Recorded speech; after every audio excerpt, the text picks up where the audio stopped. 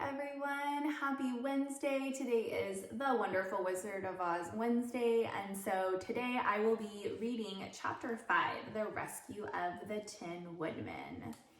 So get cozy and make sure that you're listening carefully because you know I always like to ask a question at the end, all right? So here we go with chapter 5. The Rescue of the Tin Woodman. When Dorothy awoke, the sun was shining through the trees, and Toto had long been out chasing birds and squirrels. She sat up and looked around her. There was the Scarecrow, still standing patiently in his corner, waiting for her. "We must go and search for water," she said to him. "Why do you want water?" he asked. "To wash my face clean after the dust of the road, and to drink, so the dry bread will not stick in my throat." "It must be inconvenient to be made of flesh," said the Scarecrow thoughtfully, "for you must sleep and eat and drink. However, you have brains, and it is worth a lot of bother to be able to think properly." They left the cottage and walked through the trees until they found a little spring of clear water, where Dorothy drank and bathed and ate her breakfast. She saw there was not much bread left in the basket, and the girl was thankful the Scarecrow did not have to eat anything, for there was scarcely enough for herself and Toto for the day.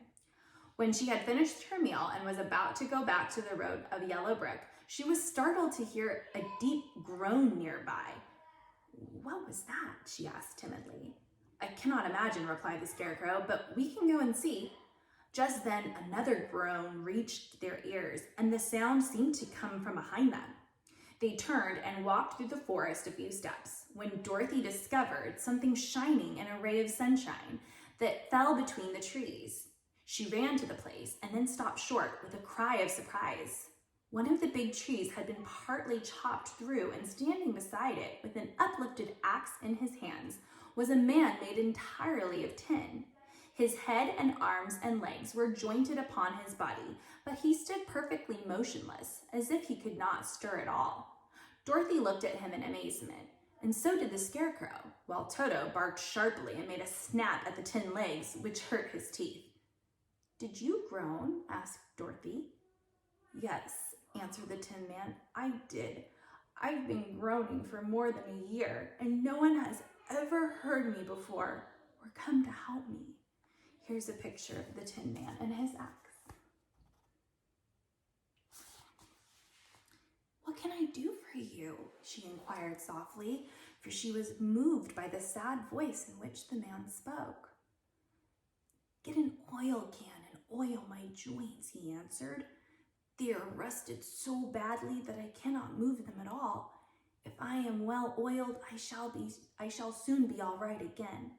You will find an oil can on a shelf in my cottage." Dorothy at once ran back to the cottage and found the oil can, and she returned and asked anxiously, "Where are your joints?" "Oil my neck first," replied the Tin Woodman. So she oiled it, and as it was quite badly rusted, the Scarecrow took hold of the tin head and moved it gently from side to side until it worked freely, and then the man could turn it himself. "Now oil the joints in my arms," he said, and Dorothy oiled them, and the Scarecrow bent them carefully until they were quite free from rust and as good as new. The Tin Woodman gave a sigh of satisfaction and lowered his axe, which he leaned against the tree. "This is a great comfort," he said. "I have been holding that axe in the air ever since I rusted, and I am glad to be able to put it down at last. Now, if you will oil the joints of my legs, I shall be all right once more." So they oiled his legs until he could move them freely, and he thanked them again and again for his release, for he seemed a very polite creature and very grateful. "I might have stood there always if you had not come along," he said. "So you have certainly saved my life.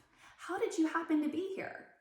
"We are on our way to the Emerald City to see the Great Oz," she answered, "and we stopped at your cottage to pass the night." "Why do you wish to see Oz?" he asked. "I want him to send me back to Kansas, and the Scarecrow wants him to put a few brains into his head," she replied. Then the Tin Woodman appeared to think deeply for a moment. He said, "Do you suppose Oz could give me a heart?" "Why, I guess so," Dorothy answered. "It would be as easy as to give the Scarecrow brains." "True," the Tin Woodman returned. So if you will allow me to join your party, I will also go to the Emerald City and ask Oz to help me." "Come along," said the Scarecrow heartily, and Dorothy added that she would be pleased to have his company. So the Tin Woodman shouldered his axe, and they all passed through the forest until they came to the road that was paved with yellow brick. The Tin Woodman had asked Dorothy to put the oil can in her basket. For, he said, if I should get caught in the rain and rust again, I would need the oil can badly. It was a bit of good luck to have their new comrade join the party, for soon after they had begun their journey again, they came to a place where the trees and branches grew so thick over the road that the travelers could not pass. There's a cute little picture here I want to show you before I keep reading. But the Tin Man set to work with his axe and chopped so well that soon he cleared a passage for the entire party. Dorothy was thinking so earnestly as they walked along that she did not notice when the Scarecrow stumbled into a hole and rolled over to the side of the road. Indeed, he was obliged to call to her to help him up again. "Why didn't you walk around the hole?" asked the Tin Woodman. "I don't know enough," replied the Scarecrow cheerfully. "My head is stuffed with straw, you know, and that is why I'm going to Oz to ask him for some brains." "Oh, I see," said the Tin Woodman. "But after all, brains are not the best things in the world." "Have you any?" inquired the Scarecrow. "No, my head is quite empty," answered the Woodman. "But once I had brains and a heart also, so having tried them both, I should much rather have a heart." "And why is that?" asked the Scarecrow. "I will tell you my story, and then you will know." So while they were walking through the forest, the Tin Woodman told the following story. "I was born the son of a woodman who chopped down trees in the forest and sold the wood for a living. When I grew up, I too became a wood chopper, and after my father died, I took care of my old mother as long as she lived. Then I made up my mind, and instead of living alone, I would marry, so that I might not become lonely. There was one of the Munchkin girls who was so beautiful that I soon grew to love her with all of my heart. She, on her part, promised to marry me as soon as I could earn enough money to build a better house for her. So I set to work harder than ever. But the girl lived with an old woman who did not want her to marry anyone, for she was so lazy she wished the girl to remain with her and do the cooking and the housework. So the old woman went to the Wicked Witch of the East and promised her 2 sheep and a cow if she would prevent the marriage. Thereupon the Wicked Witch enchanted my axe, and when I was chopping away at my best one day, for I was anxious to get the new house and my wife as soon as possible, the axe slipped all at once and cut off my left leg. This at first seemed a great misfortune, for I knew a one-legged man who could not do very well as a wood chopper. So I went to a tinsmith and had him make me a new leg out of tin. The leg worked very well, once I was used to it, but my action angered the Wicked Witch of the East, for she had promised the old woman I should not marry the pretty Munchkin girl. When I began chopping again, my axe slipped and cut off my right leg. Again, I went to the tinner, and again he made me a leg out of tin. After this, the enchanted axe cut off my arms, one after the other, but nothing daunted, I had them replaced with tin ones. The Wicked Witch then made the axe slip and cut off my head, and at first I thought that was the end of me. But the tinner happened to come along, and he made me a new head out of tin. I thought I had beaten the Wicked Witch then, and I worked harder than ever, but I little knew how cruel my enemy would be. She thought of a new way to kill my love for the beautiful Munchkin maiden and made my axe slip again, so that it cut right through my body, splitting me into 2 halves. Once more the tinner came to my help and made me a body of tin, fastening my tin arms and legs and head to it, by means of joints, so that I could move around as well as ever. But alas, I had no heart, so that I lost all my love for the Munchkin girl and did not care whether I married her or not. I suppose she is still living with the old woman, waiting for me to come after her. My body shone so brightly in the sun that I felt very proud of it, and it did not matter now if my axe slipped, for it could not cut me. There was only one danger, that my joints would rust, and I kept an oil can in my cottage and took care to oil myself whenever I needed it. However, there came a day when I forgot to do this, and being caught in a rainstorm, before I thought of the danger my joints had rested, I was left to stand in the woods until you came to help me.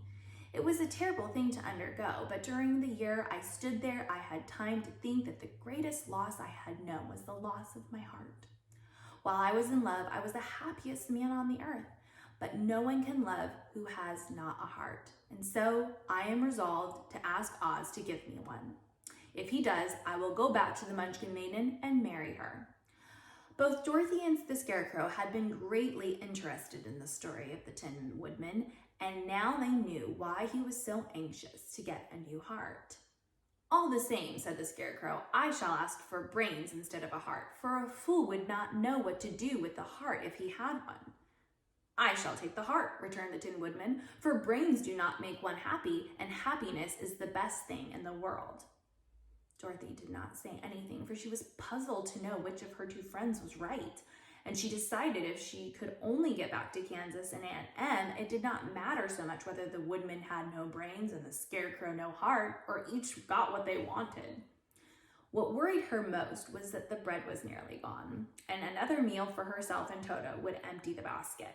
To be sure, neither the Woodman nor the Scarecrow ever ate anything, but she was not made of tin nor straw and could not live unless she was fed.